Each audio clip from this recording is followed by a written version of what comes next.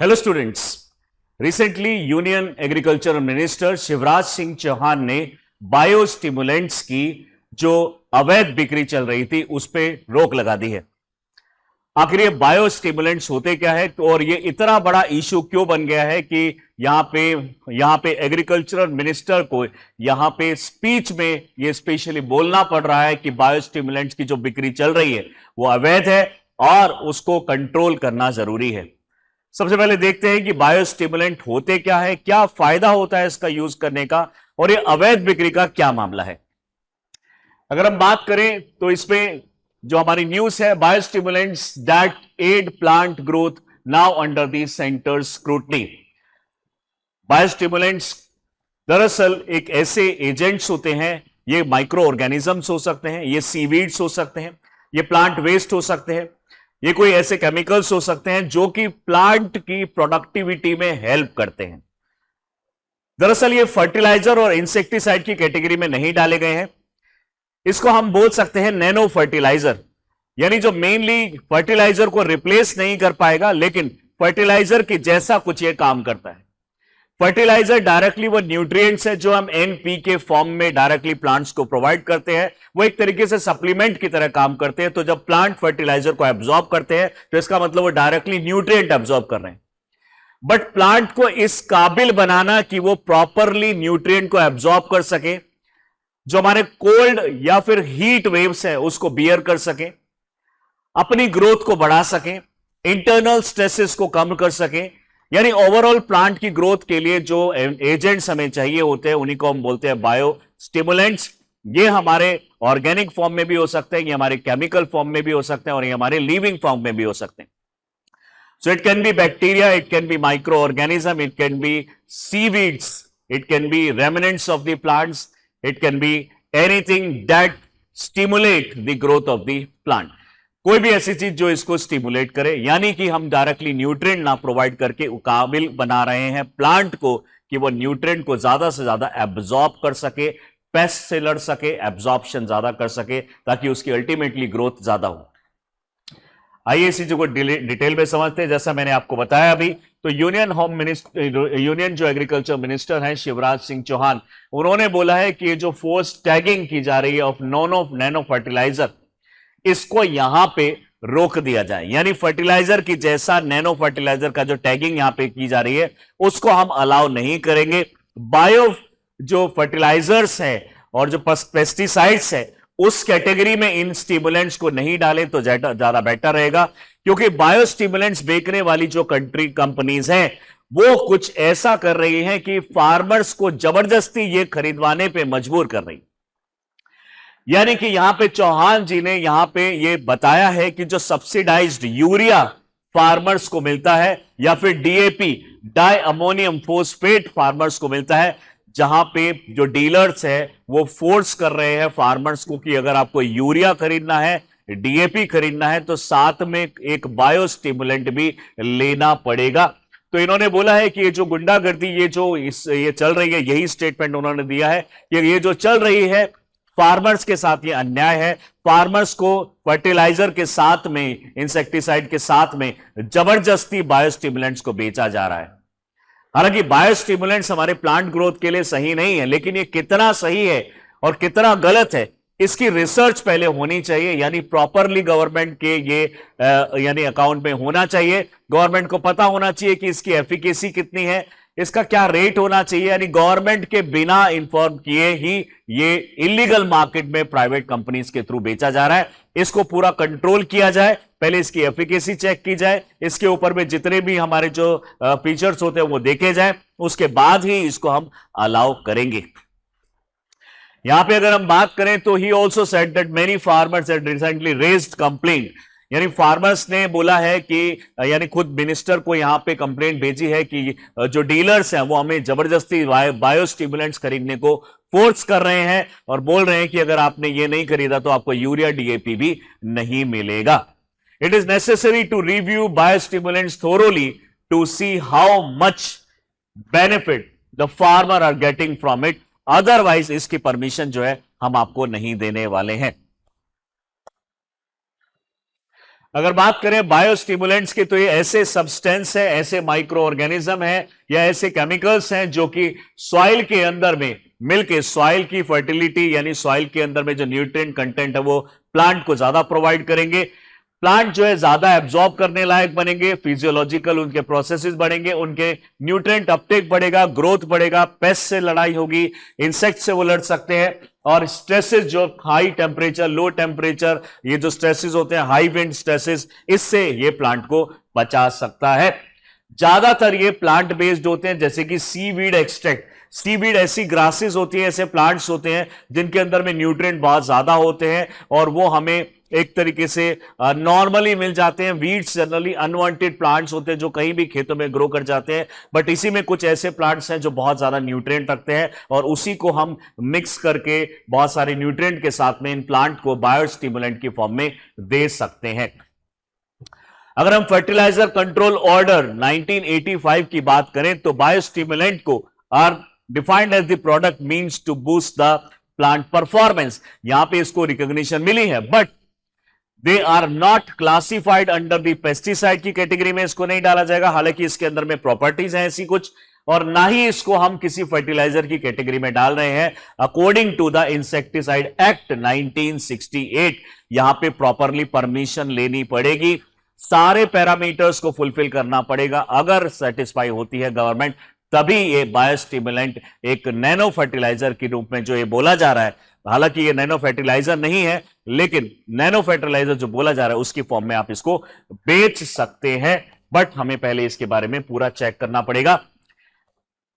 Growth की अगर हम बात करें, इकोनॉमिक ग्रोथ इसमें बहुत ज्यादा हो रही है। प्राइवेट कंपनीज इससे कई साल में बहुत सारा पैसा कमा चुकी हैं। अगर हम एक्सपेक्टेड वैल्यू की भी बात करें तो मार्केट वैल्यू की अगर हम बात करें तो 2024 में इसकी 355.53 मिलियन डॉलर इसके मार्केट थी इंडिया में, जो कि 25 यानी 2025 के एंड तक, इस साल के एंड तक 410 मिलियन डॉलर हो सकती है। और 32 तक अगर हम देखें तो ये इसको क्रॉस करके 1135 मिलियन डॉलर भी हो सकती है। अगर हम CAGR की बात करें, यानी हर साल इसकी मार्केट कितना बढ़ रही है, हर साल लगभग 15.64% इसकी मार्केट बढ़ रही है, यानी कि कुछ 5, 6, 7 साल में इसकी जो पूरी मार्केट है डबल होने के चांसेस हैं।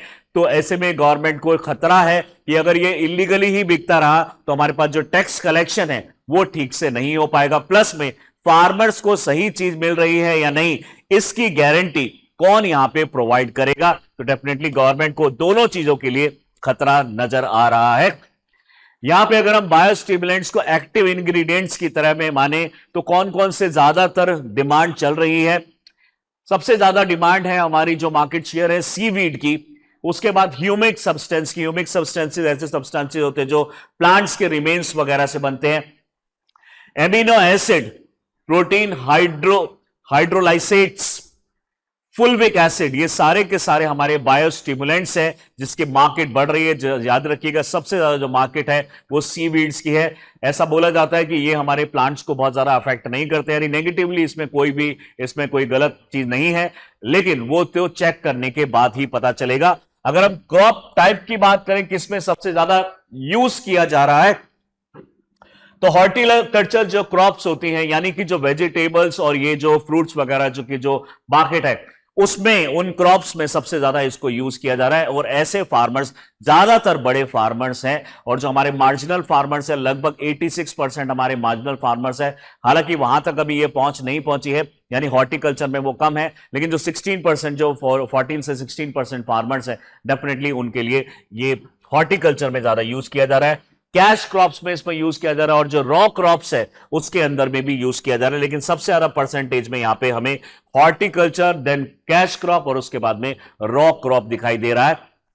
बात करें अगर ट्रीटमेंट की, तो ये किस तरीके से हमें हेल्प करता है, ये बोला जा रहा है कि ये जो फोलियर ट्रीटमेंट होता है, यानी जो प्लांट के जो सड़े हुए प्लांट या पुराने जो रोटन प्लांट्स होते हैं उनसे जो डिजीज फैलती है उन प्लांट्स को ये खत्म करता है।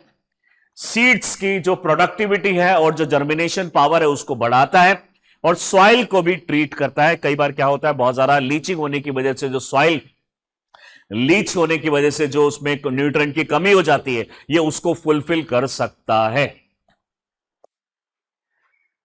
अगर हम बात करें, biostimulants were sold without any permission. कई सालों से इसकी बिक्री इलीगल मार्केट में ये चल रही है, प्राइवेट फर्म्स के थ्रू चल रही है, फार्मर्स इसको खरीद रहे हैं, लेकिन गवर्नमेंट के पास इसकी कोई इंफॉर्मेशन नहीं थी। अब धीरे धीरे 2011 में जब कोर्ट में ये सारी चीजें आई, तो सेंट्रल गवर्नमेंट ने along with the NITI Aayog, agriculture minister, यहां पे इन्होंने रेगुलेटरी फ्रेमवर्क लाया है, और इस फ्रेमवर्क में 2021 फरवरी में biostimulants were officially brought under some category of the fertiliser control order 1985, जहां पे इन्होंने बोला कि हम लोग अब प्राइवेट कंपनीज को रेगुलेट करेंगे, वहां पे उनको कंट्रोल करेंगे, और कितना वो प्रोड्यूस कर सकते हैं, मैन्युफैक्चरिंग लिमिट भी यहां पे फिक्स की जाएगी। जैसे ही 2021 में ये सारे नोटिफिकेशंस आती हैं under this particular fertiliser control order 1985, तब से यहां पे प्राइवेट कंपनीज रिक्वेस्ट करने लगी हैं हमारी गवर्नमेंट को, स्पेशली एग्रीकल्चर मिनिस्ट्री को, कि हम लोग अगर इस चीज के अंदर में थोड़ा हमें कंसेशन दे दिया जाए, थोड़ा टाइम और अगर हमें एक्सटेंड कर दिया जाए, तो हम पूरी ठीक से स्टडी करके आपको ये स्टडी आपको प्रोवाइड कर सकते हैं, फिर आप इसको स्टडी कर लीजिएगा। अगर आपको सही लगता है तो हमें परमिशन दीजिएगा, अदरवाइज इस मार्केट को आप खत्म कर सकते हैं।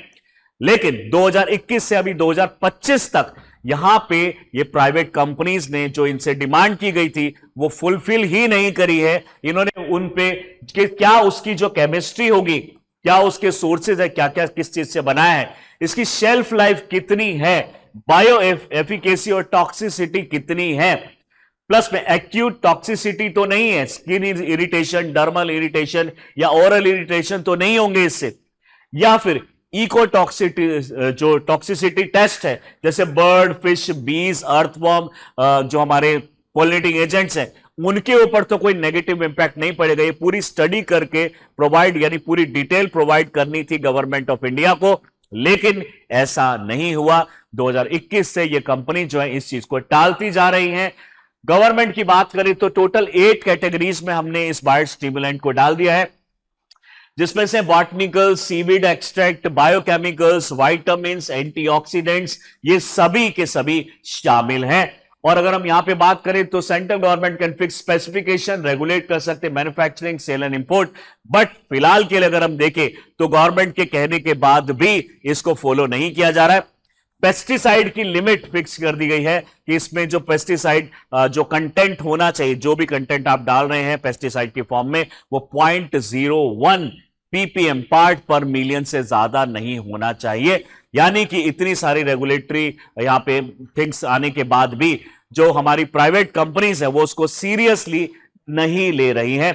Bio efficacy trial must be conducted through ICAR, जो हमारे Indian council of agriculture research है, या फिर जो स्टेट की एग्रीकल्चर जो रिलेटेड जो इंस्टीट्यूशंस है, या फिर हमारे जो बड़े बड़े कॉलेजेस हैं एग्रीकल्चर से रिलेटेड, उनसे इसकी एफिकेसी और इन सारे पैरामीटर्स को चेक करवाया जाए। और अगर यहां पे सही लगता है, यानी प्राइवेट कंपनी को बोला गया कि यहां से पहले इसको चेक करवाइए और चेक कराने के बाद हमारे लिए परमिशन के लिए आप अप्लाई कीजिए, अगर हमें सही लगेगा तो हम इसको अलाउ करेंगे। बट ऐसा कंपनी अभी फिलहाल नहीं कर रही है। जब से 2021 से यहां पे इनको नोटिफिकेशन जारी किया गया है, तब उसके बाद इमीडिएटली 2 साल का इन्होंने प्रोविजनल एक एक्सटेंशन ले लिया था, लेकिन फिर मार्च 17 को फिर से इन्होंने 16 जून तक का इन्होंने एक्सटेंशन ले लिया, और एक्सटेंशन पे एक्सटेंशन ये लेते चले जा रहे हैं। As of now provisional certificate holder can no longer sell product without full registration. यानी उन्होंने कुछ टेम्परेरी बेसिस पे, इंटरिम बेसिस पे एक सर्टिफिकेट लेके गवर्नमेंट से बेचने के लिए परमिशन ले ली थी, लेकिन अब गवर्नमेंट ने बोला है कि सिर्फ सर्टिफिकेट काफी नहीं है, पूरा का पूरा चेकिंग होगी, रजिस्ट्रेशन आपको कराना पड़ेगा। अगर हमें लगेगा तभी हम आपको इसकी बेचने की परमिशन देंगे। 26 मई 2025 को government notified officially specifications for biostimulant for crops, tomato के लिए, चिली के लिए, अनियन के लिए, अदर क्रॉप्स के लिए, मेज के लिए, कॉटन के लिए, पैडी के लिए कौन कौन से बायोस्टिमुलेंट्स आप यूज कर सकते हैं। ये सारी की सारी जो परमिशन है ये government of India, agricultural ministry और हमारे जो इंस्टीट्यूशंस है उनसे मिलेगी, तभी आप अलाउ करेंगे, हम अलाउ करेंगे आपको ये बेचना। अदरवाइज आप इसको ऐसे बेच नहीं सकते हैं। ये पहली बार नहीं है कि इस तरह के बायोस्टिमुलेंट्स को बेचा जा रहा है इलीगल मार्केट के अंदर में और गवर्नमेंट ने यहां पे कंसर्न दिखाया है। इससे पहले बहुत सारे ऐसे फर्टिलाइजर भी गलत तरीके से बेचे गए थे, ऐसे बहुत सारे जीएमओ जेनेटिकली मॉडिफाइड ऑर्गेनिज्म भी इस तरीके से बेचे गए थे। बेयर्स का वो केस आपको याद होगा जिसमें उन्होंने बीटी कोटन का एक दूसरा वर्जन यहां पे लॉन्च कर दिया था, जहां पे ग्लाइफोसेट नाम का एक हर्बिसाइड बेचने को मजबूर कर दिया था और खरीदने को मजबूर कर दिया था फार्मर्स को। ऐसा कई बार पहले भी हो चुका है। आपको क्या लगता है कि इस तरीके से रेगुलेशन लाने के बाद भी और नोटिफिकेशन जारी करने के बाद भी जब गवर्नमेंट की नहीं सुनी जाती है और यहां पे प्राइवेट कंपनीज एक्सटेंशन पे एक्सटेंशन लेती चली जा रही हैं और गलत तरीके से बायोस्टिमुलेंट को बेचती जा रही है, तो क्या इंपैक्ट पड़ेगा फार्मर पे और क्या इंपैक्ट पड़ेगा गवर्नमेंट का? क्या गवर्नमेंट इतनी पावरफुल नहीं है कि इन प्राइवेट कंपनीज को यहां पे रोक सके? प्लीज कमेंट बॉक्स में इसको लिख के बताइएगा। और भी अगर इस तरह की इंफॉर्मेटिव वीडियोस को देखना चाहते हैं तो do subscribe our channel Chahal Academy. Thank you.